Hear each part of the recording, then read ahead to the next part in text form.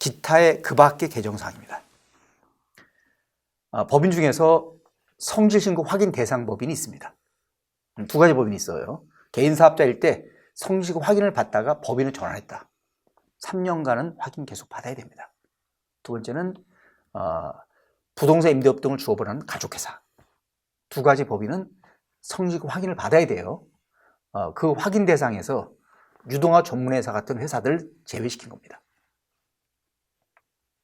법인세법 제51조 2에 따른 유동화 전문회사 등에 대한 소득공제 받는 기업들은 사실은 이 페이퍼 컴퍼니 일종의 그거는 이 어떤 세금 피하는 목적 이런 것이 아니기 때문에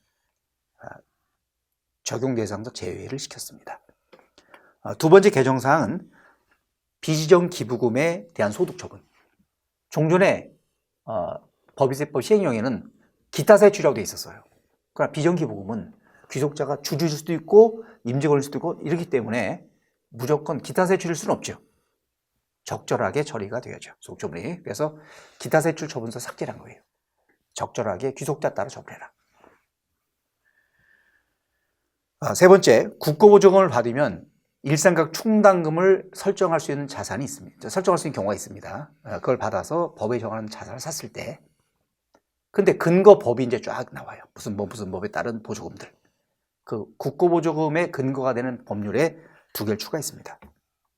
산업재해보상법, 환경정책기본법. 이제 그 법에 따라 보조금 받아서 자산을 취득하면 취득액만큼을 손금 산입해서 과세를 연기받을 수 있습니다. 네 번째, 비영리 법인의 고유 목적사 준비금 규정이 보완됐어요. 거기 보면 종전에는 이런 게 있었어요. 금융보험업을 하는 법인이 금융업 하는 법인에 일시적 자금을 예치했다. 그러면 그 부분은 어떤 사업활동이 아닌 거죠. 일시적 예치라면 그거는 고유 목적사 준비금을 설정할 때 100% 설정할 수 있는 규정이 있습니다.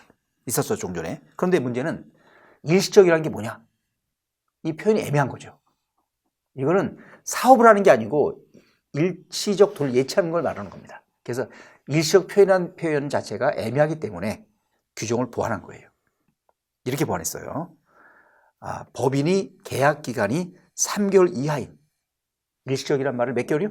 3개월 이하인 금융상품. 가로 열고 계약 기간에 없는 요구불 예금 포함이라고 명확하게 규정을 둔 겁니다. 그리고 적용은 2010년 1월 1일 이후 신고부문부터 적용합니다. 또 비영리 법인이 세무조사를 받아서 소득이 증가한 거예요. 증가된 부분도 고유 목적사 준비금을 설정할 수 있습니다. 그런데 그 중에서 특수한 게 4개, 상여나 기타 소득 처분된 거, 부당 유출이죠. 그거는 준비금, 고유 목적사 준비금 한도 계산할 때 소득세 제외를 시켰습니다. 세부담이 좀 늘어날 수 있는 부분이죠. 또 하나, 비영리 법인이 과거에 결손금이 생겼어요. 근데 결손금을 이 비영리 법인은 중소기업 등이 아니라서 60% 한도 적용을 받아요. 근데 100이 생긴 결손금 중 60은 공제받고 40은 이월되는 겁니다.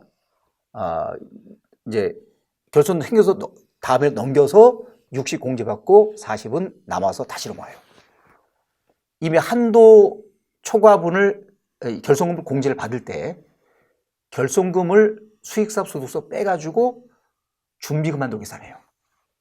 그러다 보니까 과거에 결손금 공제 받을 때 한도 초과됐던 부분도 다 일단 빼고 준비금 한도 계산합니다.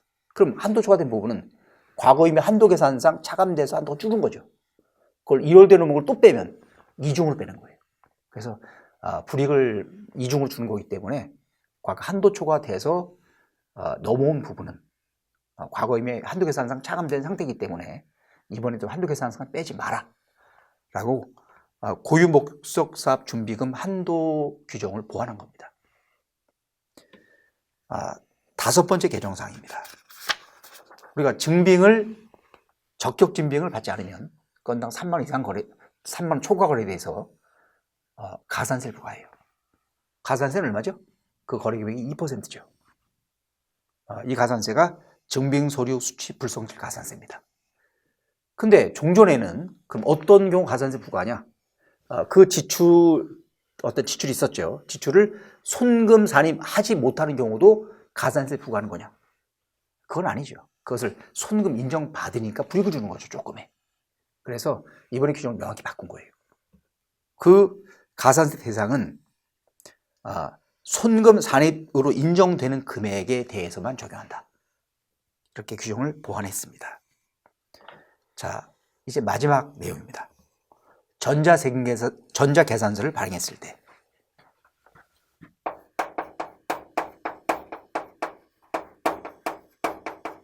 종전의 계산서는 사실 사람들이 별 중요하다는 생각을 안 했어요. 근데 최근에 되게 중요한 이슈가 되는 상황 중 하나입니다. 법인이 재화나 용역을 공급하면 다 뭘 끊죠? 계산서. 근데 그 중에서 부가세 과세된다. 공급하는 것 중에 일부가 그 부분은 세금계산서 끊는 겁니다. 나머지는 계산서 끊어야 돼. 결국 계산서 대상은 주로 면세되는 경우, 부가세가 과세가 안 되는 경우 또는 국외 거래인 경우입니다. 외국에서 내국인끼리 거래할 때. 자, 그럼 법인은 반드시 뭘로 끊어야죠? 종이로 주면 안 되죠. 전자로 끊어야 됩니다. 전자로. 이날 공급했다.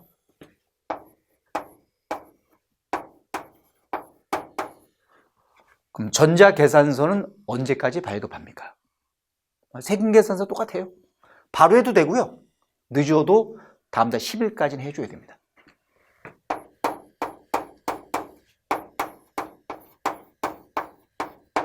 단 이때 발급할 때는 날짜는 이 날짜 적는 거예요. 이 날짜 적어서 작성일자 적어서 이날의 전자로 전송. 그렇죠. 이메일로 가는 거죠. 그러면 이 날에 발급을 이때 했다. 만약에 발급을 했다. 이때 발급했다는 내용을 국세청이 알려줘야 돼요. 이게 전송입니다. 발급 명세 전송.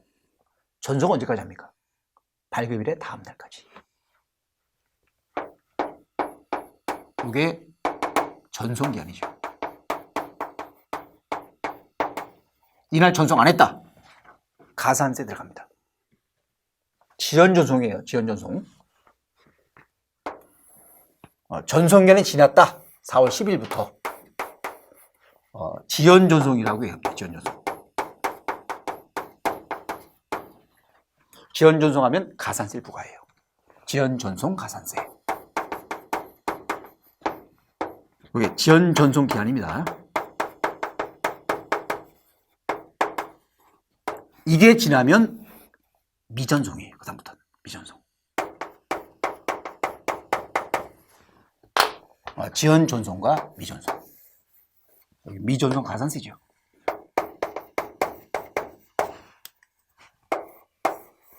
그럼 언제까지 해야 지연전송이냐? 가산세가 달라요. 여기는 공급가액이 0.3%고 여긴 0.5%입니다. 그럼 언제까지가 지연전송이냐? 자, 2020년 종전에 이제 3월 3일 날에 3년도가 1월부터 10월 말입니다. 10월 말까지. 이게 3년도예요.